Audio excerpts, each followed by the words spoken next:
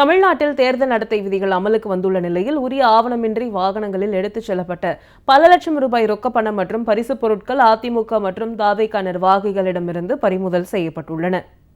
அம்பாசமுத்திரம் தொகுதிக்குட்பட்ட கோடரங்குளம் விளக்கு பகுதியில் வாகன சோதனையில் ஈடுபட்டிருந்த பறக்கும் படை அதிகாரிகள் அந்த வழியாக வந்த வாகனங்களை நிறுத்தி சோதனையிட்டனர். அப்போது காய்கறி வியாபாரி சங்கரலிங்கம் என்பவர் முறையான ஆவணங்களின்றி 1,27,100 ரூபாய் ரொக்க பணம் எடுத்துச் சென்றது தெரியவந்தது.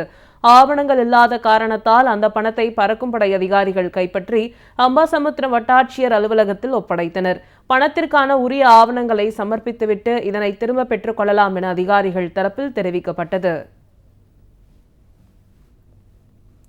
ஆம்பூர் அடுத்த மாதனூர் ஒடுகத்தூர் சாலையில் தேர்தல் பறக்கும் படையினர் சோதனையில் ஈடுபட்டிருந்தனர்.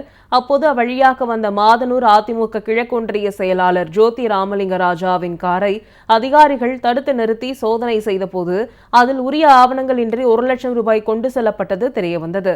அதனைத் தொடர்ந்து அப்பணத்தை அதிகாரிகள் ஆம்பூர் கருவூல அலுவலகத்தில் ஒப்படைத்தனர்.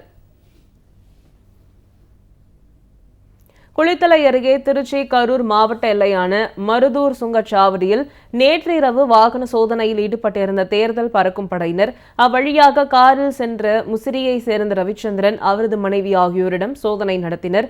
அப்போது ரவிச்சந்திரனின் கைப்பையில் உரிய ஆவணங்கள் இன்றி 1 லட்சம் ரூபாய் ரொக்கப்பணம் இருந்தது கண்டறியப்பட்டது. இதனையடுத்து பணத்தை பறிமுதல் செய்த தேர்தல் பறக்கும் படையினர் அதனை தேர்தல் நடத்தும் அலுவலரும் குளித்தலை சார் ஆட்சியருமான சுவாதி ஸ்ரீயிடம் ஒப்படைத்தனர். பின்னர் அந்த பணம் சார்நிலை கருவூலத்தில் செலுத்தப்பட்டது.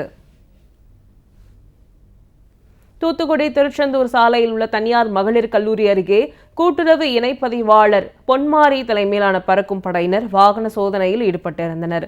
அப்போது தூத்துக்குடி நோக்கி இருசக்கர வாகனத்தில் சென்ற நபரிடம் உரிய ஆவணங்கள் இன்றி 74,800 ரூபாய் ரொக்கப்பணம் இருந்தது கண்டுபிடிக்கப்பட்ட நிலையில் அந்த பணம் பறிமுதல் செய்யப்பட்டு தூத்துக்குடி வட்டாட்சியர் திருமணி ஸ்டாலினிடம் ஒப்படைக்கப்பட்டது. இதனிடையே தூத்துக்குடி பிரையன் நகர் பகுதியில் தமிழக வெற்றிக் கழக சின்னம் பொறிக்கப்பட்ட வாகனம் மற்றும் அதன் அருகில் இருந்த கட்டிடத்தில் பறக்கும் படையினர் சோதனை மேற்கொண்டனர்.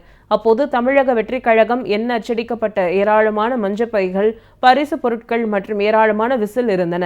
அதற்கான உரிய ஆவணங்கள் இல்லாததால் அதிகாரிகள் பறிமுதல் செய்தனர்.